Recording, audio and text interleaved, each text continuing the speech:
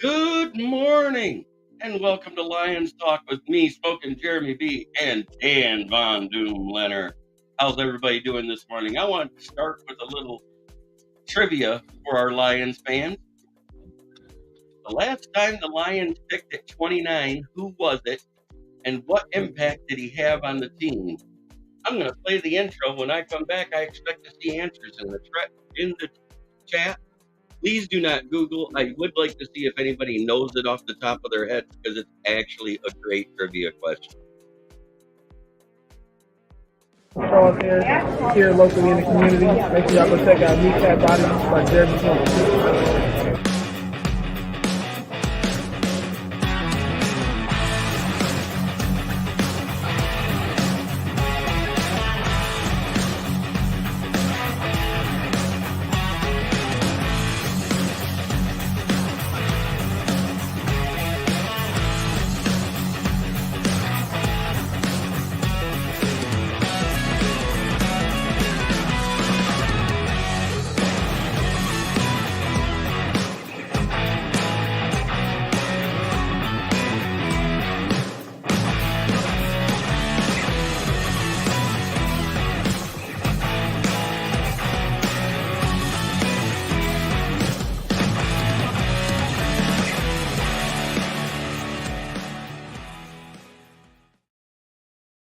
Good morning.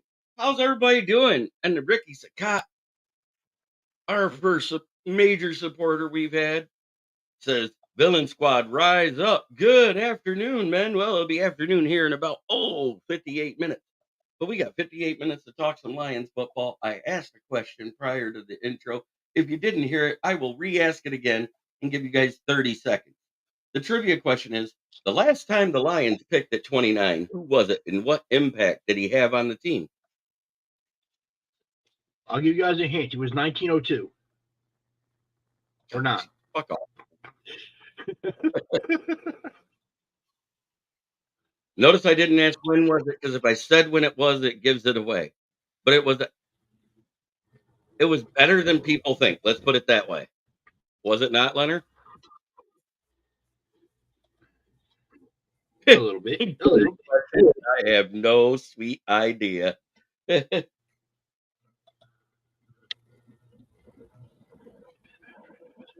Let's pay the Bears franchise tag for Jalen Johnson. We don't need those late first round picks anyways. Well, in all actuality, that 29th pick overall was the same year we drafted Barry Sanders. It was Chris Spielman at pick 1 in the second round because there was only 28 teams in the draft. And quite possibly the best 29th pick in NFL history because he played all but his last 2 years with the Lions, and he's currently serving with the front office and helping build this regime. So anybody who thinks that we should trade away a late round first pick, unless it's to move back or move up, I'm not doing it. I might trade the first round pick for Jalen Johnson. Even if it is the Bears. But they're done. They probably get next year's first out of them too. And Okudah is where? He was the 3rd pick overall. Has nothing to do with Okudah. Chris Spielman wasn't here when we picked Okudah. That was prior to this regime. Boy, we got a shit talker about our own team right off the rip. Okudah was a Bob Quinn pick, not a Brad Holmes pick. Every pick Brad Holmes has drafted is still on the roster. I didn't say we were taking a CB at 29. I would like Brad to trade up, and for who, that I don't know myself. I would rather assign somebody at Jalen Johnson wants a bag to reset the market. He said this himself. And there's rumors they're going to talk to him about extending him and tag somebody else because they got the cap room to do it.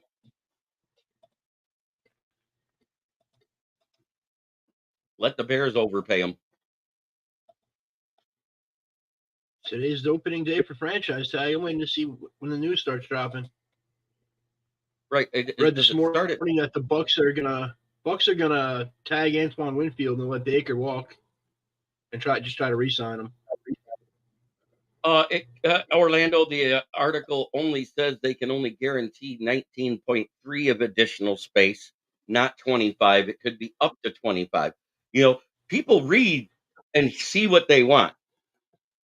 Right now, the expected cap room is supposed to be an additional $19.3 million, which basically means our rookie draft picks are covered in one prove it player.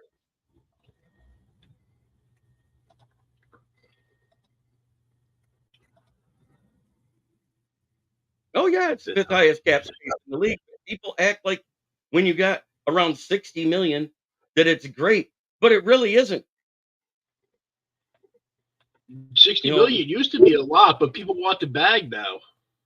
right. A lot of people want the bag. So you're looking probably at one top flight free agent if Brad Holmes signs somebody at the top end.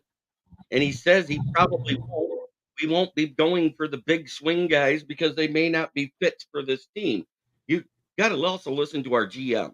You know, he's been a pretty smart guy, and the players he's grabbed has helped this team overall, with the exception of Mosley and Brockers. Brockers. God, that dude was terrible.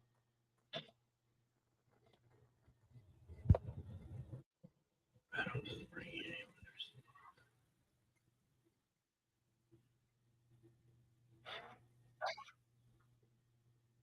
Because Exactly, Rob New. Hawkinson's a bitch. Right. Well, Hawkinson proved he was a bitch in the first game of the season. It's been a while since What are you talking about? The franchise tag has been paid all but one of the last 5 years. Yep. A lot of the times they try and get him a Guys different try to deal, hold but out.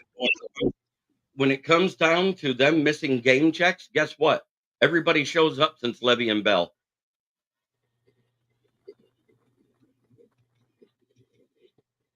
I'm pretty sure Le'Veon Bell had CTE by that point.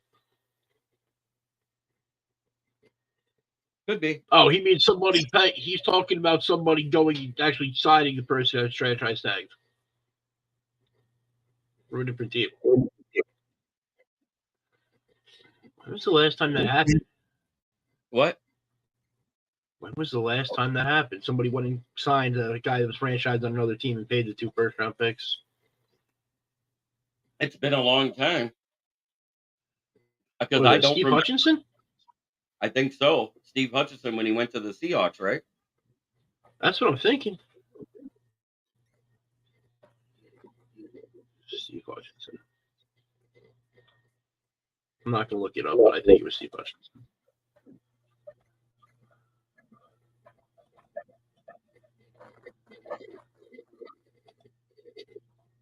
Okay, now I am going to look it up because now I'm irritated shit on me. I'm looking it up right now.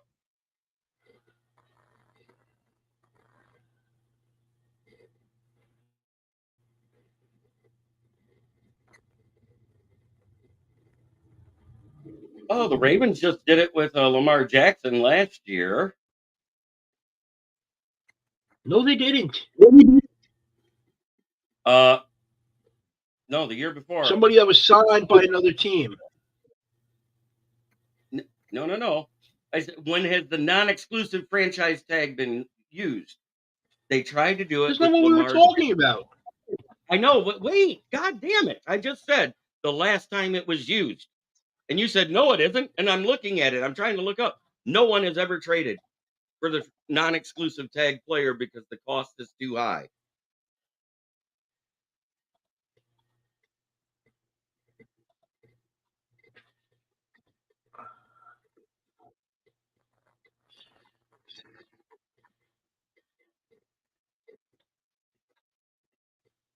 And only two players in NFL history has been tagged 3 times: Walter Jones and Orlando Pace. Under the new CPA, they will never do it again.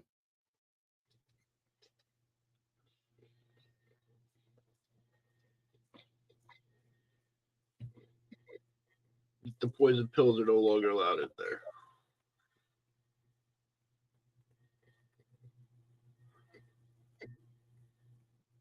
and players do not have an official way to refuse.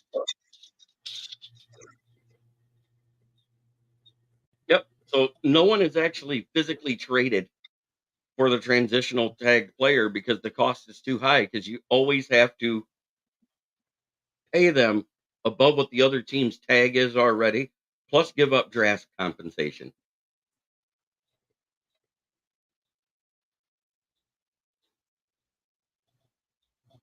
Great trivia question, though. I'm glad I looked it up.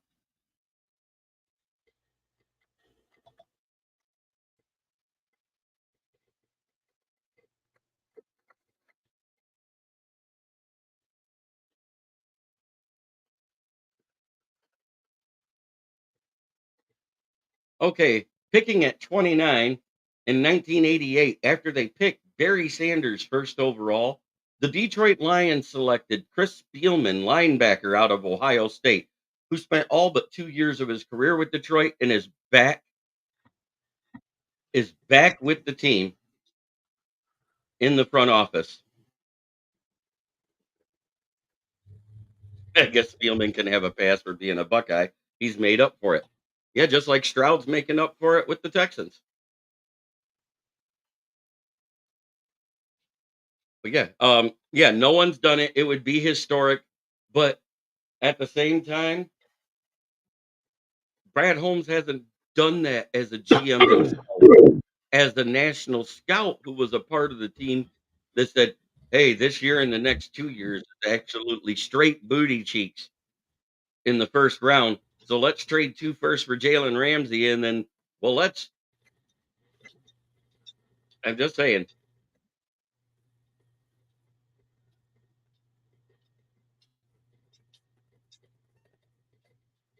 but Jalen Ramsey wasn't on a tag; he was already on an historic cornerback contract.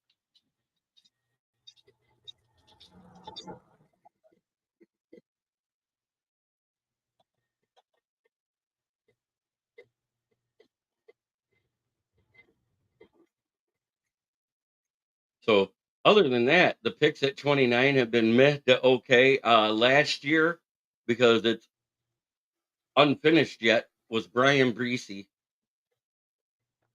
down there for the Saints, the defensive tackle. He had 4.5 sacks, 10 tackles for loss. So a nice rookie season, but it wasn't anything to go wow about. And guess what? Jalen Carter had the same thing at 6 or at 9, 4.5 sacks.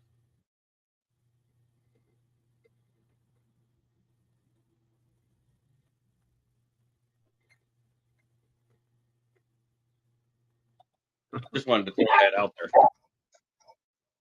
It was. Sorry, I was just reading about that whole Hutchinson thing back then. Yeah, but they waited till after the franchise tag to trade for him. Uh, they put the transition tag on, but the way they worded it, like with the transition tag back then, you had to match the contract word for word if you wanted to keep the player. Right. And the way they had put it in there, it would have been fully guaranteed if he wasn't the highest paid player on the team. And the Seahawks couldn't match that because they had just gave Walter Jones that huge extension. Right. I mean, most of the articles about players that they were going to get rid of instead of tagging or doing this or that out there, Ricky Sakat, was prior to the news breaking that it's going to be a minimum of 19.3 million and up to 25 million in cap room added. Everybody omits that 19.3 and they assume it's automatically going to be the 25, and that's not the case. It could be anywhere in between there. If it is 25, fantastic. And they probably should trade Ayuk right now. His value is quite high, and they have a lot of defensive guys that are more important that need to be signed. Like Dre Greenlaw is going to want a ton. What's his face? Ward, the corner, is going to want money.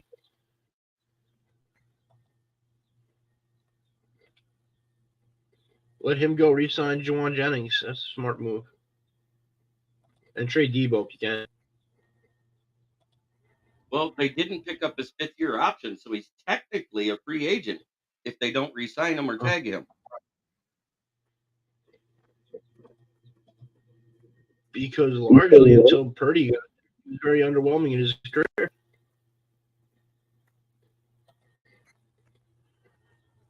But if you pay attention to his Twitter and stuff like that, his brother said that he wants to go to Vegas. And usually, in the, we've had brothers say that crap before about a player, and it's usually half truths. You know what I'm saying? His his brother his brother might have told him, "Yeah, if I gotta go somewhere, this is where I'd want to go." So the brother goes, "Oh, so I hear he wants to go to Vegas." you know that type of crap happens all the time. Because you know what to say. Unless you get the story from the horse, it's technically not the story because it gets bigger the next time someone tells it. It's just like that whole trick about telling a story to the first student in the class in the first row and seeing what it sounds like at the back of the class at the last student. Yeah, purple monkey screwdriver. I mean, you could go up to the first student and and by the end of the thing, you crap your pants next to that person. Just say there's with explosive diarrhea. Oh, Fred Peterson's here. I haven't seen him yet. One of the reasons why I said it. I'm just saying stories that get told in byproducts change. Everybody pick and chooses what they want to hear and changes it to fit their narrative, which is why a lot of those rumor mill rags that are out there or online publications like the one that's done by the manager of a Chick-fil-A. Um, oh, did I put that out there? Yes, I did. You That's hate why them. their stories I absolutely loathe that guy. He has some of the worst takes I've ever seen for his opinions. Um, yeah, a CB1 is our biggest need, but I don't think we should do a transitional tag trade for anybody. I think we should, with the extra 19 million that covers the rookies, we should take a swing on somebody. And, and the two that are least likely to be tagged now because Ladarius Need.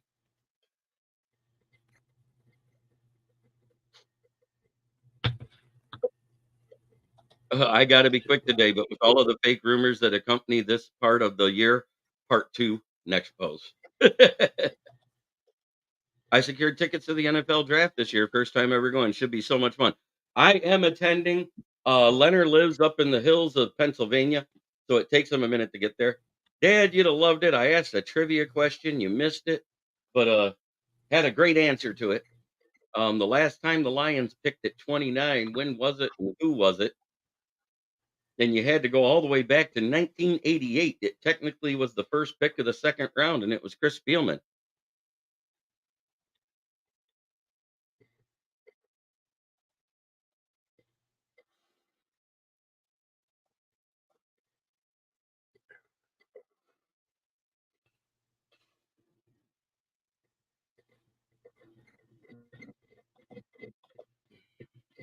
Everyone knows LA Chargers, New Orleans Saints, Miami have to cut deep. We know that. There's always a couple of teams that have to clean house more than expected. Guys, we have no idea about what right, exactly. Um, the Bills are in that way. This 19 million helps them to be able to do a little bit, but I think it basically only clears up the rookie signings. And that's at 19.3. If with that being the basement of it, Ricky. Yeah, pretty much, man. Luckily, where I live, people don't really give a fuck about football. There's some country bumpkin hicks out here in the mountains. Which is why you're hearing about them possibly trading Stephon Diggs and other players that don't have a lot of dead cap to their salary. It's smart for them to do it, but it sucks because you're getting rid of good talent while they're still playing okay just to clear cap room. And I don't want the Lions to get to this point. I remember those days. Oh, having cap room and being able to sign people. No, having the freaking cut good players to clear up cap room. That's what we did with Bradbury, and it still freaking chaps my ass. But with the way he played last year, you shouldn't miss him too much. It was the way he played the year before. I did miss him. I know the first year you needed him bad. The only person you Oh, had that was any good was Adoree Jackson. mhm. Oh, also with the Bills, the rumor going around freaking Twitter was what's his name? Von Miller and Tre'Davious White, the cornerback, are going to be cap casualties. Right. It's actually them and Stephon Diggs is what I'm hearing.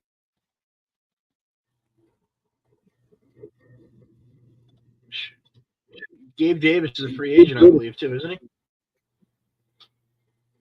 Gabe Davis is a free agent, but if they get rid of Diggs, they probably will clear enough cap space to re-sign him because he isn't a top tier wide receiver one talent. He has that level of talent, but it hasn't produced it yet. You see what I'm getting at there? He is a wide receiver one for 5 games a year. Right. 5 games a year, and then he has 5 games where he disappears, and then 5 games that are average. That's what he does. Thanks, James Burgess, for hopping in. Good seeing you. Right. That's exactly my point. He had 4 games in a row where he had one catch. It's not going to work. Right. He disappears. I've said this. Do it. Um, But when he shows up, he shows up. right. There is no in between with him. He doesn't have those mediocre games. He has bad game, horrible disappearing act games where he might get one catch. And then he has these bad games where he might get 4 or 5 catches on like 10 targets for almost no yards and no touchdowns. And then he has these 5 games where it's like, who the heck is this guy?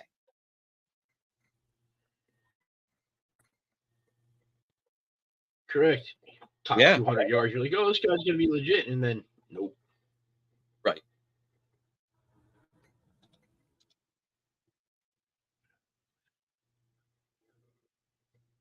Yes, I do. That would be Dre Bly, the current cornerback coach.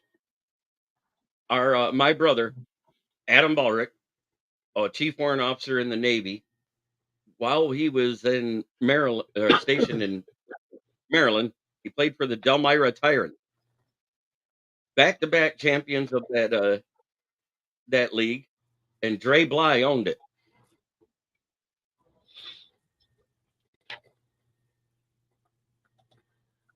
And my brother played safety.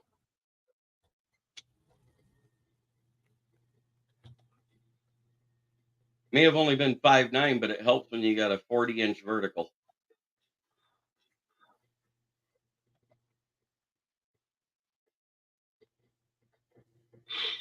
Right.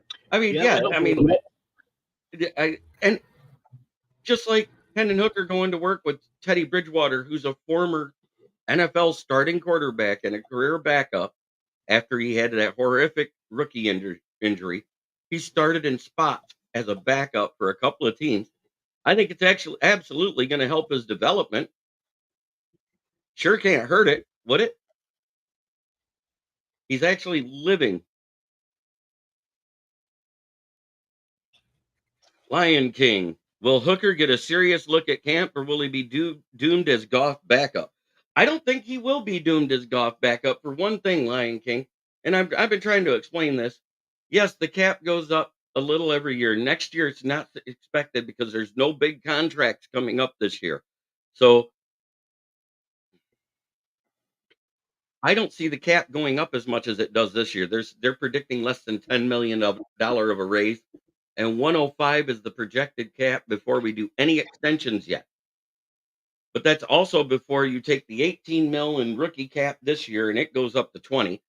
The 20 million for the rookie cap, the second year cap of the rookies from last year, that goes up to 22. You know, every year that number increases. So that decreases that extra 2 million. So you might as well say it's 22 million extra next year for the rookies that we have on the team and 4 million extra for the ones the year before that, not including any extensions. So it's weird how it works, but it lowers the cap number significantly.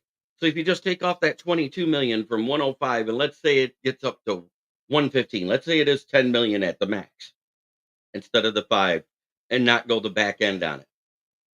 So if you go to 10 million, that's 115 minus the 25, that takes you to 90. Then you take off Amon Ra's salary, 25 million, because that's the projected cap, because that's when the extension will hit, was in the next season. So now that takes you from there. Oh shit. That puts you all the way down at 65. And now you're right where we're at this year, 65 million. Then you still got to take off the rookie cap for that year, which is another 18 million.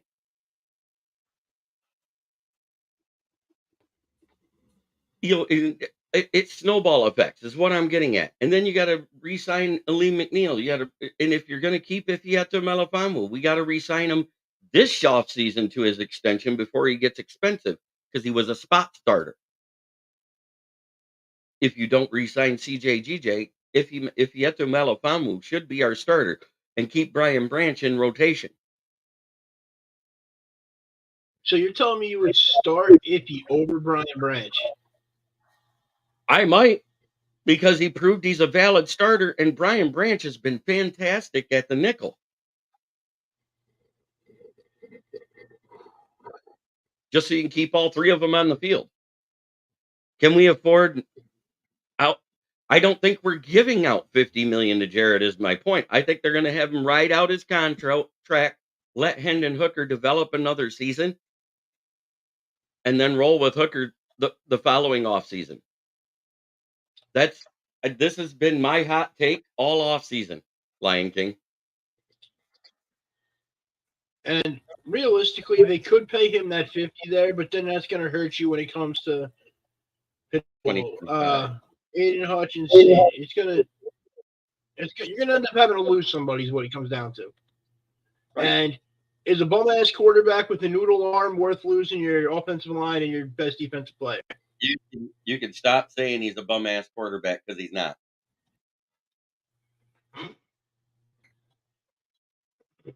Nowhere am I going to allow that type of slander. He's not a bum-ass quarterback. I still call him a noodle arm? That's fine because it's true.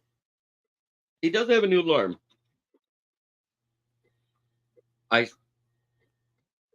I stand on business and I say they need to re-sign CJGJ and Branch and CJ at safety. I hate CJGJ.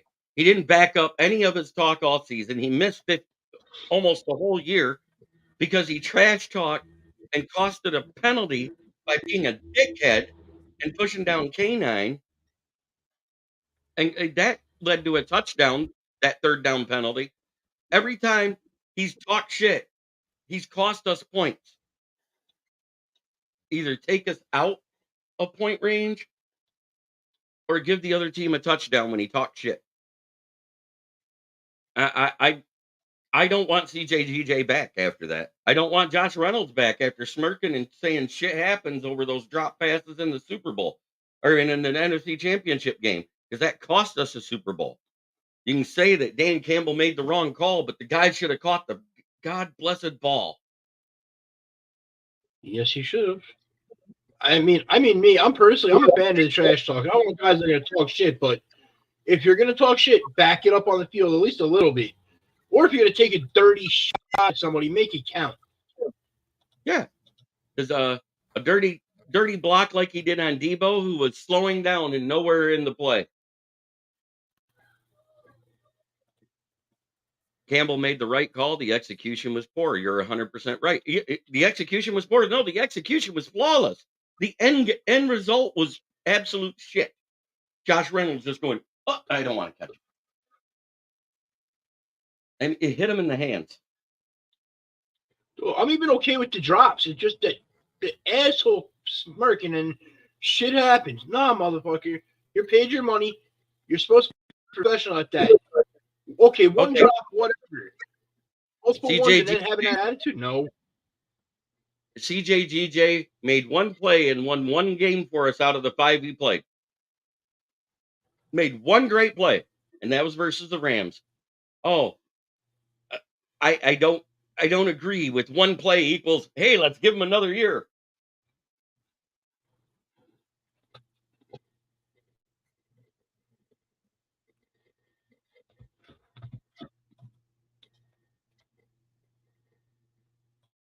Yeah, we probably got lucky that one didn't get flagged on Kyrie Williams that hit. Could have been in the regular season with a game that wouldn't have mattered for anything. Guess what? We probably would get flagged. They let teams play a little bit more. Calls go uncalled in the playoffs. We see it all the time. Look at the Chiefs. They held every play for 3 straight games, and it only got called twice.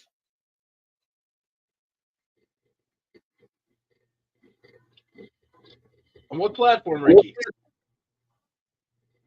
Doesn't matter. It's cross-platform now. I don't care. I want to know what platform it's on, though. Oh,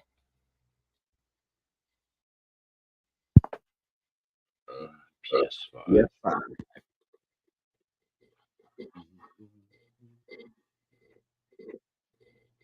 Well, that's the number on the screen if anybody wants to call in. Lion King, I know we're friends on Facebook too. I just, I'm not a fan of CJGJ. I'm a fan of his shit talking. I'm not a fan of his play.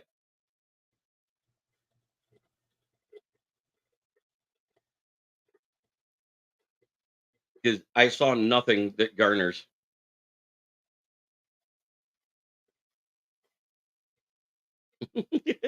Yeah, on the game, because you know what? On the game, players play to their full potential, whatever they're ranked at. That's what they play at. In real life, that doesn't happen. What I noticed is as soon as CJGJ went out of that Seattle game, the secondary played better. And it played better consistently because he doesn't communicate properly in the backfield as the leader of the defense for the secondary. I'm just saying what I see, and that's just you guys can take my opinion with a grain of salt.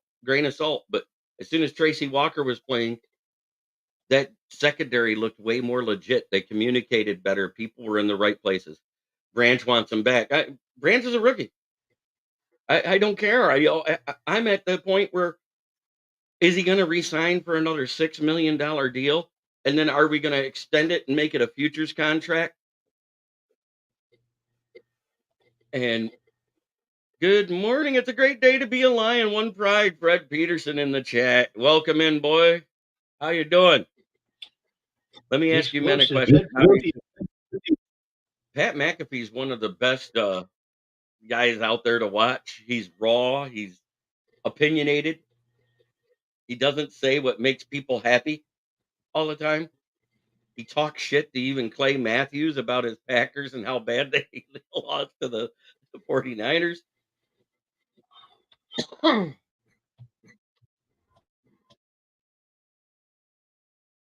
That's okay. When you get busy at work, that's what we're here for, is when you finally get the break, we can be the bright spot in your day.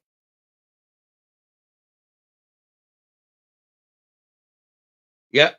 His brand new Lions. I say the NFL now stands for the new fucking Lions.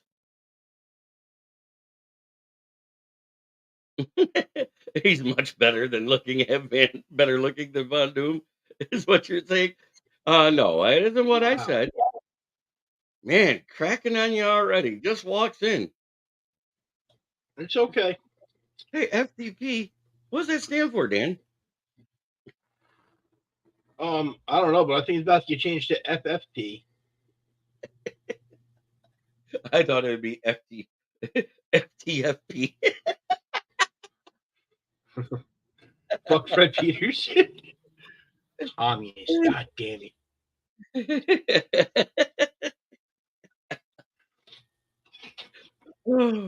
So, you got any Giants news out there today, or is it pretty much dead like the Lions news? It is dead. All anyone's talking about when it comes to the Giants is JJ McCarthy, and he's going to be great. He's going to be great. He's the next Josh Allen. You're a crackhead. Yeah, I don't see that either. I mean, maybe 3 years down the road when he develops, he could be somebody like that, but not in year one. Exactly. My problem with that is we don't got 3 years with the current regime to develop a quarterback like that. You need a guy that's going to be able to come play right away. And they don't have that right now. And this fascination of Daniel Jones is ruining everything. Yeah, I hear you. I do love the fact that you guys come in here every day and watch us talking heads talk football. Um, yeah, Giants get JJ. Giants are in a slump again for another 3 or 4 years. We both have said this. I've been getting shit from all of them. I don't want a quarterback at 6 unless Jaden Daniels falls. I'd much rather And draft the offensive line and build my line.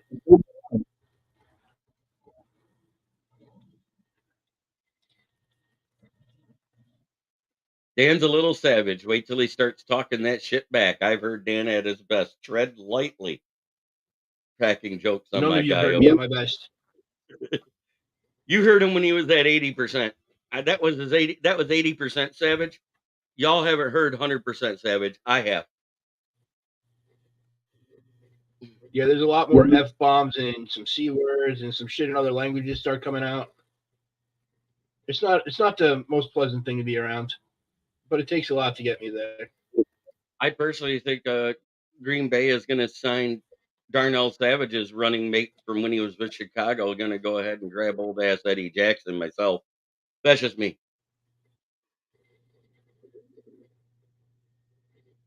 That wouldn't be bad for him. I saw the anonymous GM say JJ is the next Joe Burrow. If he wasn't with Michigan, they'd and actually pass the ball. Just saying, Savage from Fred. Ooh. You muted yourself, Dan. I know. Oh, I was doing something. Fred, trust me. I've seen him talk shit, and it's pretty good. I've seen him make grown men cry.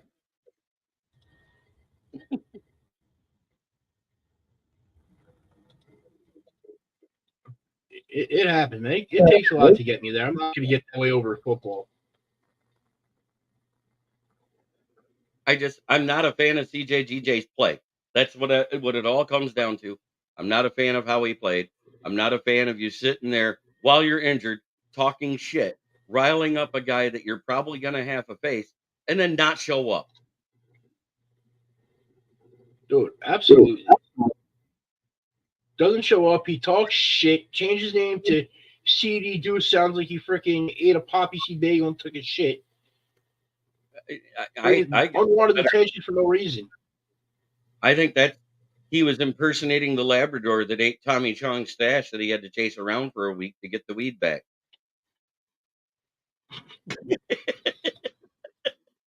He's a defensive version of Kadarius Toney, is what he is. Grown men have to have feelings in order to cry. I have very feelings, but it's all love. I wouldn't purposely piss VD off. Hey, a shot clears VD up every time, unless it's herpes. They carry that shit around like luggage. And it's okay, Fred. I don't get all that mad at you, man. The other day you came out here, threw Holiday's name out like 4 or 5 days in a row, and then you actually posted diarrhea for 4 or 5 days in a row. It was just karma. Yep. We do not talk about KG, who shall not be named. Also, again, maybe this is just me defending my team, but I feel like if he was healthy all season, it would have been different. I think him missing the whole season, he just wasn't in game shape. CJ, that is. And that could be. But he worked out all off season. He was hurt for 2 weeks of the off season, which really didn't hinder his development because they still made him a starter at the start of the season. And what contributions did he make in the Chiefs game? Was that great coverage on Kadarius Toney, or was that Stonehands jabroni just not catching the ball? That was Stonehands Toney, too. Yeah, it was mostly Kadarius Stonehands jabroni. I guarantee you that he won't be back on the Chiefs next year. Stonehenge jabroni. You like that one, don't you? Just about as much as I like that orange-haired girl that sings the part song. Branch and Tony won us that game. I mean, Kadarius Stonehenge Jabroni had 4 drops alone, one of them being a tipping it right up in the air so Branch could do a one-handed snag and take it to the house. And we win by 1 point. So neither offense.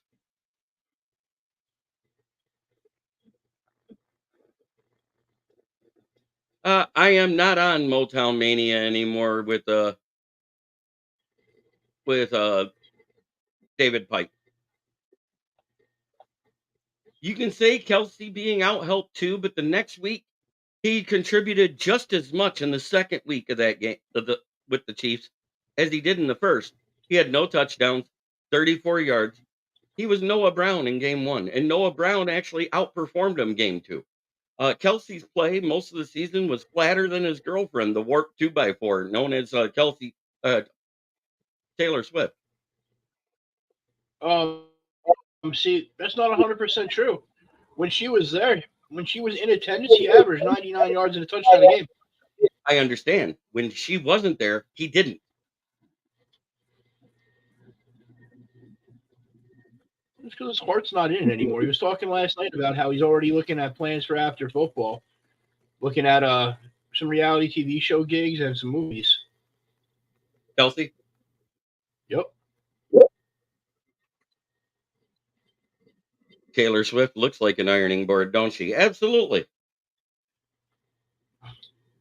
Ironing board. Taylor Swift's like, no.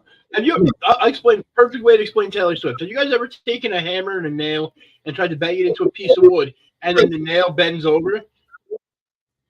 But not. That's exactly what it would be like. Should bend in half, break.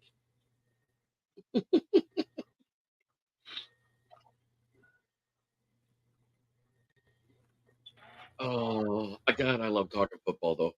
But the draft is coming up, and I think our bigger need on the D line is defensive tackle, too. Dan, stop. That's a good one. But I do think DT2 is way more important than everybody realizes. Because look, when Isaiah Buggs wasn't pissing AG off and was able to play because AG healthy scratched him throughout the whole second half of the year until they cut him. AG's a freaking little girl. And he basically did the same thing to Tracy Walker, which I'm kind of glad he did because we wouldn't have known that if Ifeatu Melifamu was actually good. You're not wrong about I'm that. sorry. Do I have inside sources for Lions?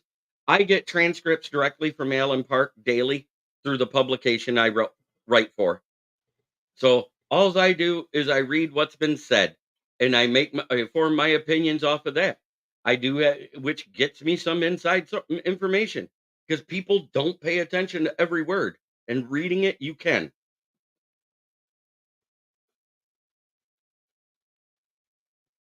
All I know is Brad Holmes and Goss Agent is far apart on money.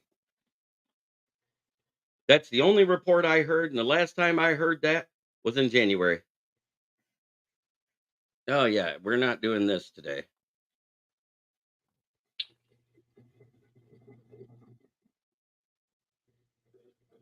Nope. Cambodian guy again. Yep, here we go.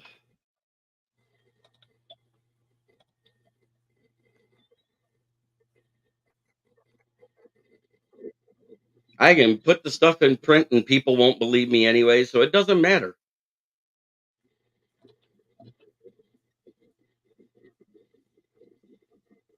Also, I've been everybody in writing. the chat, make sure you like, share, and subscribe. Yes, sir. That's the base thing. We have 12 people watching and 11 likes so far. I think that's great.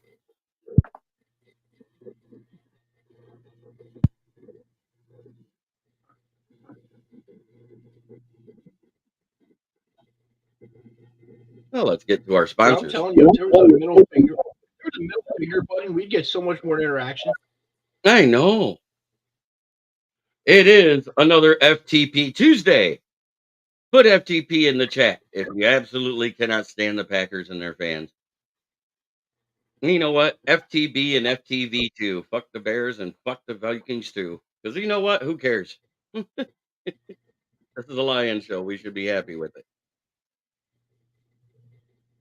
And also check out my sponsor, Gloss Negron. They're in Saginaw. 989-443-9240. Give him a call. Look him up. His work is on Facebook, on Snapchat, and Instagram and TikTok. Does excellent work. He also does auto detailing. So go get your windows tinted, your auto detail, get it cleaned up for the summer. 989-443-9240. At 29, who do I want? Um, it's not really best PA, it's whoever they think fits. Um, some guys that I think fit a little better than others because a lot of the corners that are out there are press man corners versus being zone corners. Cooper DeWan, Nate Wiggins. Um, if any of those fell, but I don't expect it. At DT, Newton from Illinois, Murphy, and Andre Sweat is it the actual fit because he's a true DT2 from Texas. Uh, 6'4", 362 pounds. You get him, Martin, and Aleem McNeil on the B line at the same time. Who's running through that, or who's not going to get free to pressure the quarterback? A mid-tier free agent that I would like us to sign because that's more of Brad Holmes type of signing is AJ Epinesa. He won't garner top money, but he won't garner bottom money. I got a linebacker in the draft. I wouldn't mind you guys grabbing Cedric Gray from North Carolina. Yeah, he's decent. I also like a late round day 3 guy, Omar Speights of LSU. I like him.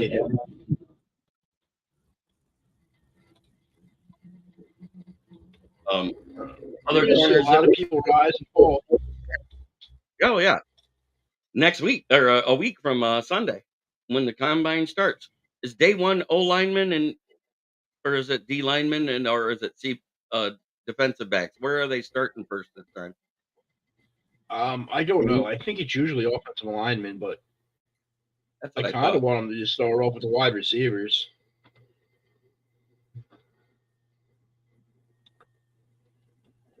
I will be right back real quick. Yeah, I'm gonna look up the schedule for 2024. Linebackers and defensive linemen day 1. I like that. Defensive backs and tight ends. Offensive line is the last position group. So they're actually starting with the defense this year, which is great. That's what I've been looking for.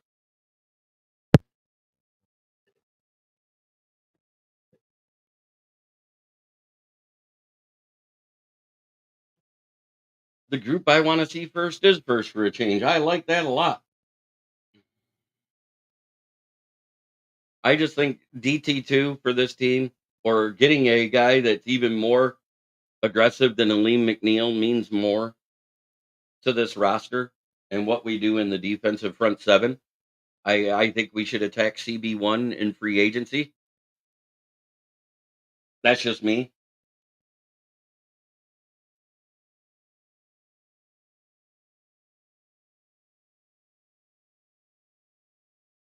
But we definitely have to improve in 2 areas on offense and defense. That's the 3rd quarter.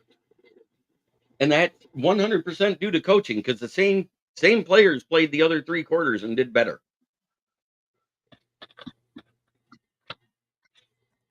So people can say what they want. Our coaching wasn't that great.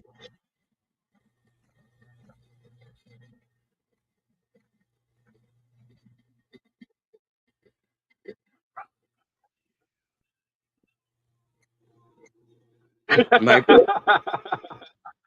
that may be fine.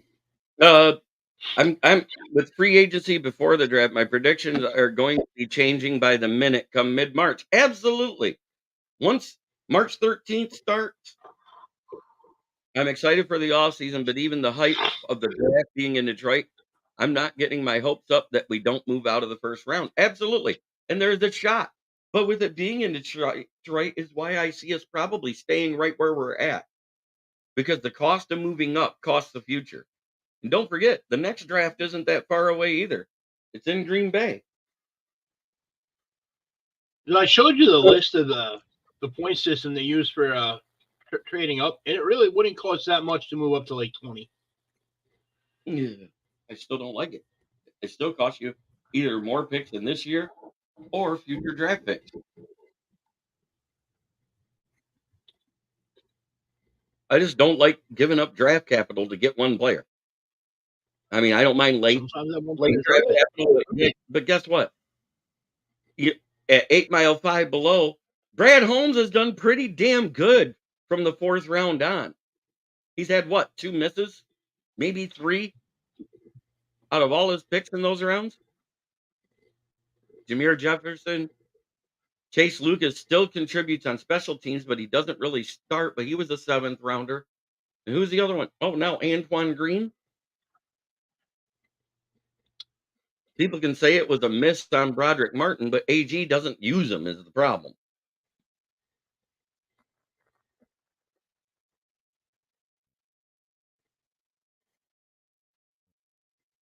As always, please try to be a better person than you were the day before. The only way to make this world a better place. It starts within. We will be back here in 24 hours talking more football.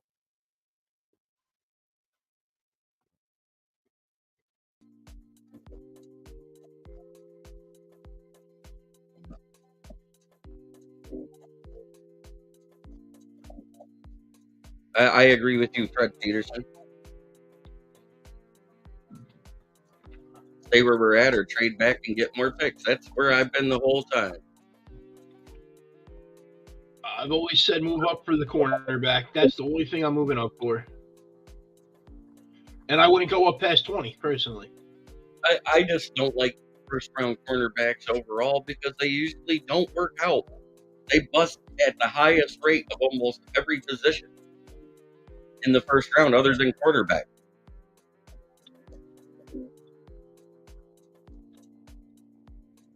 You can get some great corners in the second and third rounds, is what I've seen. I don't see that in this draft, though. There's guys that fit the zone defense more in the second and third days than there is in the first. Smoking Dad says enjoy the rest of your day, guys. Thank you, Dad. Thank you, Mr. Ken. But this has been Lions Talk with Smoking Jeremy B and Dan Von Doom. Don't forget to go out there, like, subscribe, and share. Share this with all your fans. Check us out. We're here every day, 11 a.m. Two talking heads, talking Lions football. And I love doing it. It's a lot of fun. Enjoy your day, everybody. And again, try every day to be a better person than you were the day before. That's the only way to make the world a better place. It starts within here. Much love. Have a great day.